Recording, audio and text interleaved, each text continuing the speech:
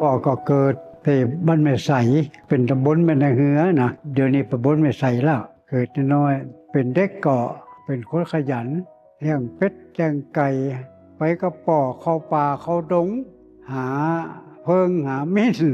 พ่อหลวงพ่อนี่ดำน้ำเก่งเปิดกระป๋าไปเลยไปป่าเก่งครั้งหนึ่งก็หิวน้ำในคอกเขาเรียกว่าใส่กระบอกคอกนะหมดพ่อหลวงพ่อก็หั่นเขี้ยวเขาก็ตัดเขี้ยวเขาปุ๊บเอาน้ำใส่ให้เลยโอ้เนี่ยอันนี้คือคนป่าก็เกิดมันไปใส่ไปกระป๋อมันเอาไปหมด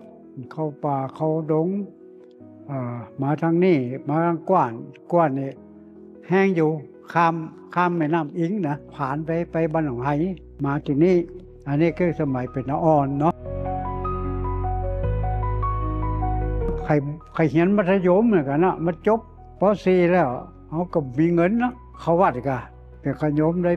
ปีป่ายก็ท่องสวดมนต์ท่องกำบทอย่างนี้ได้ก็เป็นซ่อมเดี๋ยวก่อนนะก็ได้บวชอายุ14ป่ายนะกะ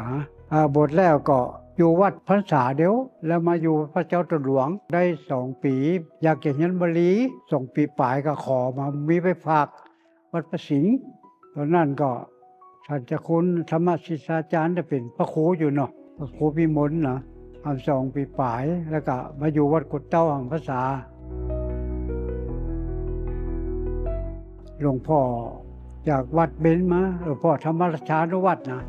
หลวงพ่อก็ไปฮับที่สถานีรถไฟเอามาก่อนมาเป็นเจ้าวาดเป็นเจ้าคณะภาค5หน่อยก่อนนะอยากจะไปเห็นกรุงเทพนี่ขอเจ้าคณะภาคเป็นคนวัดเบญดอกหลวงพ่อจะไปอยู่วัดสัมปยาพ่อเพื่อนอยู่ฮั่นเปิ้นเอาเลขาของเปิ้นนั่นละเลขาเจ้าคณะภาคนะไปส่งหลวงพ่อแล้วนะก็ไปยื่นเจ้าวาดวัดสัมดาคือสมเด็จพุทธจารย์นะจากนั้นก็อยู่วัดสัมปยานี่20 ปี2595ตอนเจ้าฟ้าชายประสูติ95-96นะสมัยจุมพลปมันนะไปเรียนนักธรรมบาลีอย่างนั้นนะก็ได้นักธรรมเอกท่านนะในบาลีที่ท่านถึงประโยค6แล้วก็ปีก็มาสอนโรงเรียนวินิประสาทเนี่ยมาอยู่กับหลวงพ่อใหญ่ก่อนอุปริของเขานะ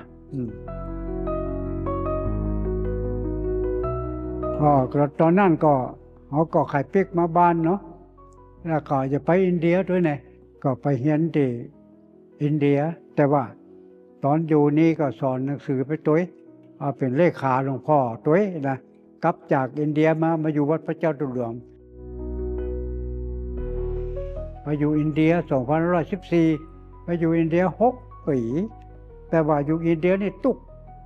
ขอสตังค์บ้านแม่ไสป้องเปิ้นทอดพระป่าป้องอย่างเนี้ยเขาก็บ่รู้บุญคุณเปิ้นเนาะเปิ้นช่วยเนาะเปิ้นส่งเงินไปอินเดียน่ะเป็นค่าเทอมแม้แต่สมาคมจีนยังส่งไว้นะเพราะกำนันมันเปิ้นไปทำเรื่องขอเขาก็ส่งมาให้อยู่อินเดีย6 ปีปุ๊บหลวงพ่อเป็นไปอยู่หลวงเนี่ยล่ะนานพจน์ก็ซึกอยู่นี่นะเป็นย้อนนานสงวนอาจารย์สงวนนันทชาตินานสงวนมาชอบจุหลวงพ่อมากลับมาอินเดียกับมาเถอะมาอยู่กับหลวงพ่อแกเอาไปมาจิสถาวัตถุไปขอที่พระเจ้าตนหลวงนะของมาอยู่นี่ตั้งแต่2519นะเก็บ50 ปีนะเก็บ50 ปีแล้วเนาะมาสอนนี่ได้ก็เป็นครูใหญ่ปีปลายก็นะครูใหญ่ปีปลายตอนนั้นก็ครูพินิจประสาทก็กำลังยุ่งกันอยู่พวกก็หนีไปอยู่นิวซีแลนด์มาแล้ว2 ปีแล้วก็กลับมาก็เป็นเจ้าวาดอยู่นะแต่ลาไปอยู่บ่ได้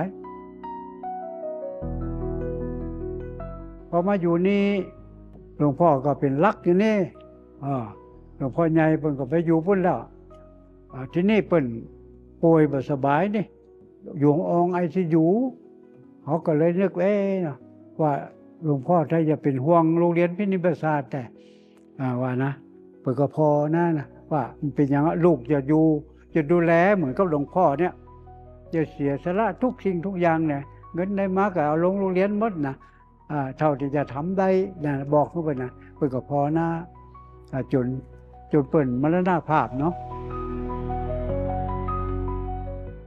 หลวงพ่อมาเป็นเจ้าอาวาสที่นี่ลูกอินเดียมาพอดีร้อยโทปิชาหอมประพัดเป็นอนุศาสตร์ที่นี่เนาะก่อนกะละออกก็ไปสอนที่มจรเชียงใหม่เป็นตังก่อนเปิดก่อนนิมนต์หลวงพ่อไปสอนหลวงพ่อขึ้นรถเมล์ไป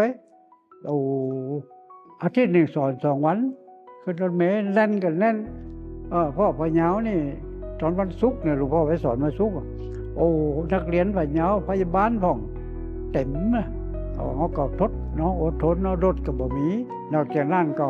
หลวงพ่อมาอยู่นี่ก็เอามาจรอไปกว่าจะประชุมกันได้เนี่ยหลวงพ่อธรรมศิษย์อาจารย์เป็นรองอธิการเนาะมาจรอเชียงใหม่นะมหาสิมุนนี่ก็ศิษย์เก่านี่นะกว่าจะได้กรรมการบทที่สุดเปิดการอนุมัติมาเปิดห้องเรียนไปเลยก็ปักปลายหันไปจวนกันพระมาเฮียนหนังสือไปหาวัดไหนก็มาได้วัดสูงกับมิตรไปขอหลวงพ่อใหญ่กันเสร็จแล้วก็ประชุมเจ้าหน้าอำเภอโฆษณาตังเชียงไฮ้เมืองน่านพระสังฆาธิการเมืองน่านเจ้าหน้าอำเภอกาเจ้าอาวาสก็มาเฮียนกันนี่นะหมู่เชียงไฮ้ก็จบไปหลายเมืองน่านก็จบไปหลายเอาไปเอามาเมืองน่านเขาเปิดห้องเรียนแล้วนี่มาหาหลวงพ่อมาขอหลวงพ่อย้ายห้องเรียนจากเป็นสาขาของพะเยาไปอยู่เมืองน่านขอเขาอนุมัติเนาะไปจุยติดประชุมมันเอาไปมา2 ปีเชียงไฮ้มาขอมล่ะขอเปิดห้องเรียนแหลมนะ2 ปีนั้นหลวงพ่อยังบอกไปยังอยู่มจรอยู่ก็ใช้ความอดทนต่อสู้มาเจ้าประเดี๋ยวอายุเรื่อง90ยังต่อสู้อยู่เลยตุกก็คืออยู่อินเดียนี่ต้องเป็นหัวหน้าเขาทำกับเขาเพราะหลวงพ่อไปต้องใจสตังค์เขาเป็นหัวหน้าเขาเอาคนนักศึกษาไทยไปซื้อของตัวเองแล้วเขาก็เป็นคนขุมสามารถจะทำแหนมทำอย่างไรหมดนะคนเราชอบมาได้กินแหนมอยู่หันเหมือนเพราะเขาไม่ได้จ่ายเงินพอโรงเรียนมหาวิทยาลัยปิดเทอมหลวงพ่อไปอยู่เมืองกาลกัตตาเรียนภาษาอังกฤษปุ่นไปอยู่กับวัดญี่ปุ่นอยู่ฟรีเพราะเขาไปตีกล่องสวดมนต์ด้วยเปิ้นนะโมโหเร่งกึตึงโมโหเร่งกึตึงนี่นะอยู่ฟรีไปไหนอาสาทั้งนั้นน่ะจัดตุกไปอยู่ปุ่นพอยืมสตังค์เปลี่ยนทั้งนั้นอ่ะบางข้างเขากระจายบ่หมดเพราะหลวงพ่อเขาซึกไปแล้วหลวงพ่อหันหลวงพ่อไปแตนได้เงินกับไปแตนนะตอนนั้นเป็นเจ้าคณะจังหวัดนะเนาะทำงานมาจะล้อก็เอาไปแตนให้เขาแต่เขาก็ไม่จะคิดนะผมพอยืมจะเป็นผ้าไปละสมัยการยืมมันมีเงินก็มีโยมไม่ใส่อันมีรวยพ่องก็อยู่ที่กรุงเทพเพิ่นก็ช่วยนะขอสตังค์เป็นมันตั้งแม่เขาก็มีน้อยเนาะแล้วบ้านไม่ใส่เพิ่นก็ถอดพระป่าให้พ่องแล้วก็เป็นเน้นนี่เป็นผ้านี่ยังไม่จืดวันไม่ใส่นะซบทุกซบเลยหมดท่านพระครูโสเพชรเนี่ยก็บรรจุส่งไปให้ซบทุกซบนะกี่ข้อสลากที่ไหนก็ได้รับสารเนี่ยเป็นหอมมือมหาสิมุนอยู่อินเดียเนี่ยพ่อก็บ่ลืมเลยคนไม่ใส่นะบ่ลืมตอนเป็นเจ้าคณะจังหวัดก็พ่อก็ใช้เมตตาเนาะเขาก็บอกให้รุนแรงเพราะว่าแต่ละวัดมันก็ทะเลาะกับชาวบ้านพ่องยังพ่องเดินขบวนกันพ่องชาวบ้านอีกพวกก็ชอบองค์นี้ชอบองค์นี้เองนะมาเดินอย่างนั้นเขาต้องนักแน่นนะนี่นักแน่นดึงเหี้ยก่อนนี่มาข้างก็เล่นไพ่ในวัดอย่างนี้นะเขาก็ดึงเนี่ยดึงไว้ก่อนจนหายมันนะจนเย็นมันนะมาใจผุนผันก็ไปไล่เขามาได้นะเขาต้องฝังก่อนเพราะว่าสถามันจะเป็น2 พวกมันใช้ไล่กันนะมันใช้ไล่กันให้ไล่คนดิฉาเนาะมันจะหาเรื่องคนมาชอบกันเนี่ยมันก็จะหาเรื่องมีจดหมายมาฟ้องนี่นะวันนั้นเขาต้องนักเด่นละ หลวงพ่อก็ใจเมตตาอดเนาะเขาจะว่าก็จังอะไรนะก็อดเนาะก่อยไกลเกลียมันก็หายไปก่อนนะพ่อชอบรู้สุขภาพเนาะชอบฟังหมอชอบอ่านเรื่องกินการกินข้าวจะได้เป็นจะได้ต้องระวังนะไขมันอย่าเป็นจะได้เป็นบอกคนสูงอายุเนี่ยจะได้นะเปิดให้พักผ่อนดีๆให้กินข้าวน้อยๆอย่างนี้คนแก่แล้วนะอย่าไปกินนักนะคือมันเบาต้องอย่าไปอิ่มตลอดบดีมันอืดต้องหิวด้วยอย่างเนี้ยเขาก็ฟังหมอฟังรายการอย่างต่างๆเนี่ยอ่านหนังสือพิมพ์ก็ตัดไว้บางทีก็เอามาเทศที่สถาฟังห้องจบไปจังนี้ชอบอ่านและชอบจดเป็นเอาเรื่องนี้อย่างใส่นิยามไปด้วยบอกบางก็มาอ่านสมมติโน้ตไปปึ๊กติ่มนั่นละมันมีนักเขายังบริรูปรวมเด้อเขาก็เขียนธรรมะอย่างใดมาอย่างสมมติว่าอันใดดีๆลดกิเลสกาอย่างนี้จะได้นะเขาก็จดไว้นั่งสมาธิจะได้พ่องมาข้างก็ได้หัวใจนักปราชญ์มาท่านโอ้โหในบรรยจด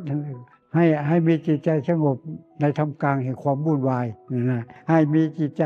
สว่างในท่ามกลางแห่งความมืดมิดต้องให้ใจสว่างให้มีจิตใจเย็นในท่ามกลางแห่ง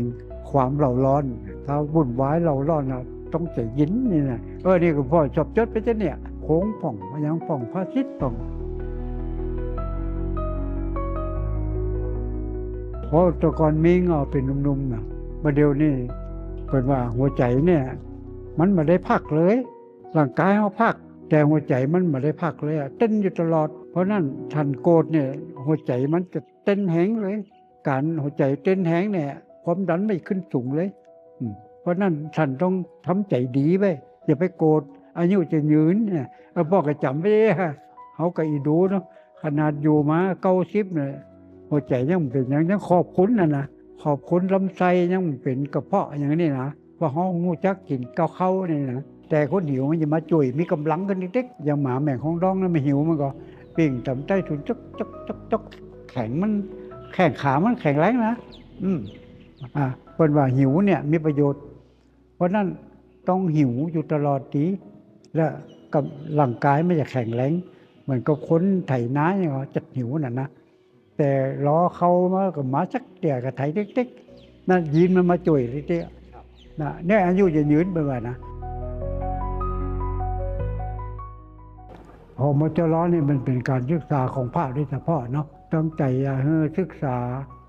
พระธรรมคำสั่งสอนของพระเจ้าพระไตรปิฎกนะมอจล้อเนี่ยเป็นหลักเลยก็เน้นคำสั่งสอนของพระเจ้าแต่วิชาอื่นมีหมดเพื่อจะให้พระได้ศึกษาเราเรียนพัฒนาตันกับเขาพ่องพระเจ้าว่าหู้ทั้งคำสั่งสอนอย่างเดียวพระเจ้าเนี่ยให้รู้ทั้งโลกพ่องโดยเฉพาะภาษาอังกฤษอย่างนี้นะอันนี้เกี่ยวกับพัฒนาทางคณะสงฆ์เพราะนั่นก็มันต้องทันโลกด้วยโอ้กับฝรั่งกาแต่งหนังสือเป็นภาษาอังกฤษกาให้ฝรั่งกันเนี่ยก็ช่วยกันเยอะๆเขาก็จะได้ส่งเสริมพระพุทธศาสนาเจริญไปโรงเรียนพินิจประสาทเนี่ยมันก็พยายามจะส่งเสริมเมื่อพระมาเรียนเนาะคฤหัสถ์ทั้งชายทั้งหญิงนะก็เรียนฟรีชื่อชุดอย่างมาเฮ้อแต่ช่วยเหลือก็อยากจะให้ลูกชาวบ้านเนี่ยได้มาเข้าที่โรงเรียนพินิจประสาทเนี่ยถ้าไปอย่างเรียนพิเศษหลวงพ่อจะส่งนะปีนี้ส่งได้5 คนบางคนก็อยากเอาพยาบาลบางคนก็อยากเอาหมอปีแล้วก็ผ่านไปนะมันมีบักกี่คนกว่าวิชานี่เทอม15,000นะ5 คนเชียงไปจะนักแล้วมันนั่นจ่ายไปเชียงไปจะนักเพราะนั่นลูกหลานไผเนี่ยมาเถอะต้องการเฮียนอย่างเดียวนะแต่ถ้าคนบัดตั้งใจก็เฮียนนึงมันจบอย่างพอละหลวงพ่อบอกว่ามาเถอะอย่างเฮ้ยจบลูกหลานของท่านให้พ่องยังพ่องเก๋พ่องเอามาหลวงพ่อก็จะดูแลเท่าที่จะทำได้นะพ่อยังอยู่เหมือนอยู่ไปไหน